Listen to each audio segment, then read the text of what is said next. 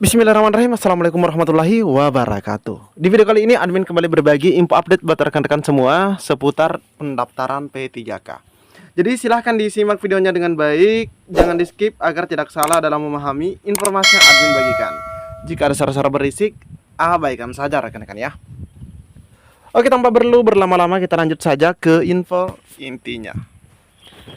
Nah, informasi kali ini admin akan khususkan buat rekan-rekan yang akan masuk pada gelombang kedua atau tahap kedua terkait dengan syarat. Nah, syarat penting pendaftaran P3K 2024 gelombang 2, honorer harus gerak cepat. Nah, ini kira-kira kenapa teman-teman ya? Informasinya Minggu 6 Oktober.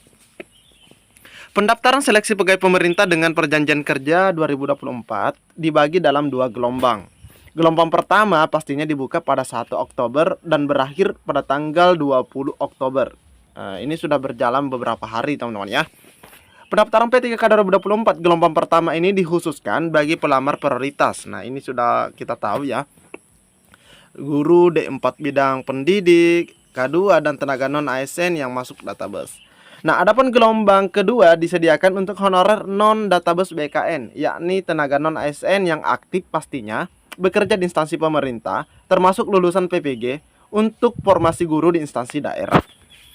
Pendaftaran P3K 2024 gelombang kedua baru akan dibuka pada 17 November sampai 31 Desember 2024. Pendaftaran P3K 2024 gelombang kedua nanti dibukanya pada bulan November.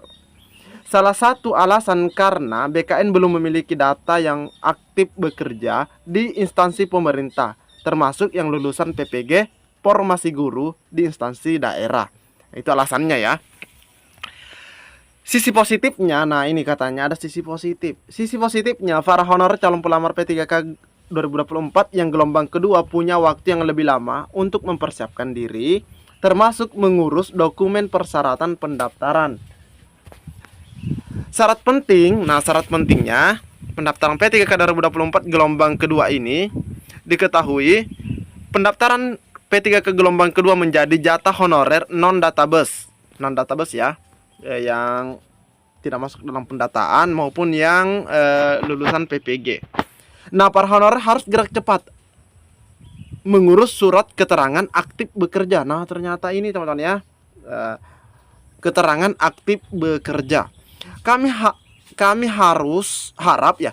harap semua pelamar harus melengkapi syarat-syarat yang diperlukan, termasuk surat keterangan bekerja bagi non-ASN yang sudah bekerja minimal, perhatikan, minimal 2 tahun. Ini disampaikan oleh Kepala Badan Kepegawaian dan Pengembangan Sumber Daya Manusia Pamekasan, Saudi Rahman, pada hari Sabtu. Pemkab Pamekasan Jawa Timur membuka sebanyak 332 formasi P3K tahun 2024. Sebanyak 332 formasi P3K ini terdiri dari tenaga guru sebanyak 60 orang, tenaga kesehatan 52, dan teknis lainnya sebanyak 200. Wow, teknis ini banyak sekali teman-teman ya. Teknis banyak sekali ya dibuka. Rahman menjelaskan, pada rekrutmen P3K kali ini pemerintah membedakan jenis pelamar, yakni pelamar biasa dan pelamar prioritas. Pelamar prioritas diantaranya pelamar yang sudah lulus passing grade pada tahun 2021. Nah, ini admin sedikit ingin mengingatkan, banyak sekali juga teman-teman yang masih bingung terkait yang dimaksud lulus passing grade ini. Ada yang lulus passing grade di tahun 2022, ada juga 2023 tapi tidak dapat formasi.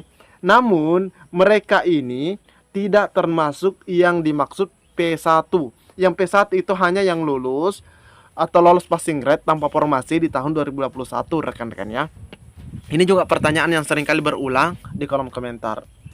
Tapi untuk Kabupaten Pamekasan yang masuk ketentuan ini sudah tuntas. Wah, berarti yang P1 atau yang sudah lulus passing grade di tahun 2021 itu sudah selesai untuk Kabupaten Pamekasan ya. Nah, selain itu, yang menjadi prioritas adalah K2, jadi langsung ke K2, serta tenaga non-ASN yang terdata di database BKN dengan syarat 1 tahun telah bekerja yang terhitung 31 Desember. Nah, ini ya syaratnya pada saat masuk pendataan. Ini ya yang dia maksud. teman-teman ya. Karena syarat untuk masuk pendataan tahun 2022 itu minimal dia memiliki masa kerja 1 tahun yang terhitung dari 31 Desember pada waktu itu ya. Telah bekerja terhitung sejak 31 Desember pada tahun 2021. Jadi minimal 1 tahun pada waktu itu sudah masuk pendataan. Jika ada non-ASN yang tidak memenuhi syarat ikut gelombang pertama, bisa mengikuti syarat lain, yaitu ikut gelombang kedua, yaitu tenaga non-ASN yang aktif di instansi pemerintah dengan masa kerja minimal 2 tahun berturut-turut. Artinya pelamar P3K 2024 antara lain ada K2, tenaga non-ASN yang terdata di BKN, dan tenaga non-ASN yang bekerja di instansi pemerintah selama 2 tahun berturut-turut. Nah, seperti itu teman-teman ya. Jadi teman-teman itu harus mengurus katanya surat keterangan aktif bekerja. Itu syarat penting dan harus dipersiapkan. Nah, kembali lagi admin ingatkan, pamekasan itu sudah tuntas P1-nya ya. Untuk pamekasan sudah tuntas P1-nya. Oke, kita lanjut.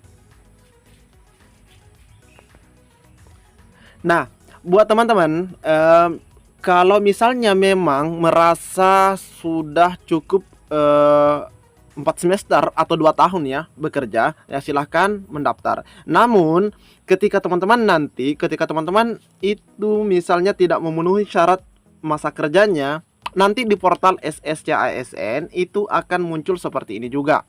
Nah, di sini ada data Dapodik, terus kategori pelamar tidak terpenuhi masa kerjanya.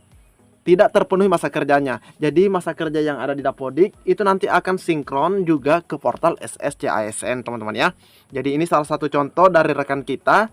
Dia itu ketika mendaftar ternyata dia itu masa kerjanya tidak terpenuhi. Nah, ini kasihan teman-teman ya. Ini kalau kita lihat dari kota Semarang. Nah, dia itu memiliki kualifikasi pendidikan agama Islam dan dia bukan THK 2 teman-teman ya. Oke, selanjutnya ada juga yang tampilannya seperti ini. Nah, ini teman-teman ya. Nah, di sini data pendidikan Anda tidak terdapat di Dapodik. Silahkan perbarui data Anda di aplikasi Info GTK Kemendikbud Ristek pada Info GTK. Nah, ini langsung disediakan ya, Info GTK. Proses verifikasi dan validasi pendidikan membutuhkan waktu mulai dari 10 menit hingga paling lambat ini 3 kali 24 jam. Silahkan login di portal SSCASN Anda secara berkala. Ini jika pendidikan teman-teman itu tidak muncul ya. Ini di bagian pendidikan tidak muncul data pendidikannya, dan ini bisa katanya memperbarui data Info GTK-nya. Terus lakukan verval pastinya teman-teman ya, di verifikasi dan validasi.